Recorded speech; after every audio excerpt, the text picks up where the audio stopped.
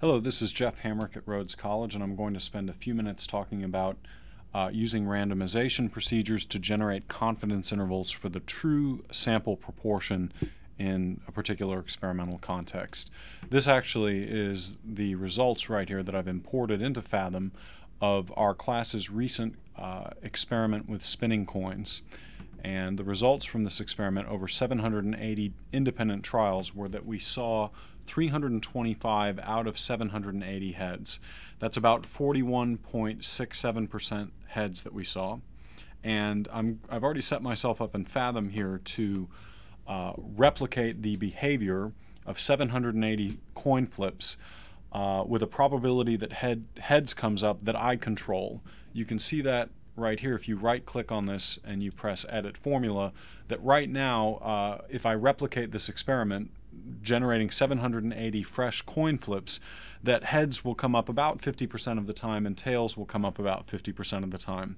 That doesn't seem to really be the case for the coin spinning experiment that we actually did physically, suggesting that spinning coins is not a way to produce heads and tails in a fair fashion. Here is the procedure that we use to compute, using randomization procedures, confidence intervals for the true proportion of heads that we'll see when we spin a coin. What we need to do is define a measure on the simulated spins. That measure is going to be, as usual, the count of heads. Okay. It's going to be the count of the results that are equal to heads. Okay. In this case, we get 379 out of 780 simulated trials. And then we're going to collect measures repeatedly. I don't want to do too many of these. We have a fairly large sample here of size 780, so I don't want to collect too many measures, but I will go on ahead and collect something, let's say 500.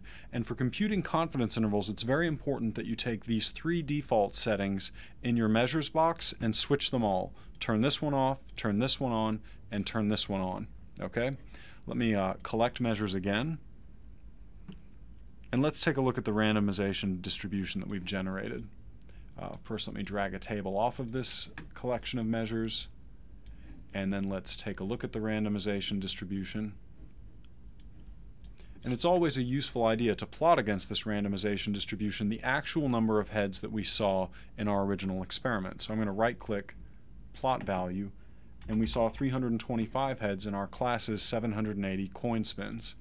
That 325 lies so far to the left that it doesn't show up on this chart right here, telling us immediately that we're going to get an empirical p-value of 0, and that we can reject the null hypothesis that the true proportion of heads that we see under a coin spin is equal to 50%. So the question now with confidence intervals is, if not 50%, what range of values is supported by the data? What range of values for the proportion of heads that we see for coin spins is supported by the data from our experiment? And we'll get started with this calculation in this screencast and continue it with maybe two more screencasts. So first of all, what we need to do is go back here to simulated spins and right-click here and edit this formula. And let's change this 50% to something else. Since we've definitely rejected the idea that our coin is fair, that the process of spinning a coin is fair, maybe it will come up heads 49% of the time. Okay? Maybe that's plausible given the data. When we recollect measures, we see that once again, our blue line representing our measure taken with respect to the original set of data, 325, is nowhere to be seen over here. So these data don't support the contention that heads come up 49% of the time. Let's do that yet again. Let's switch to 48% of the time.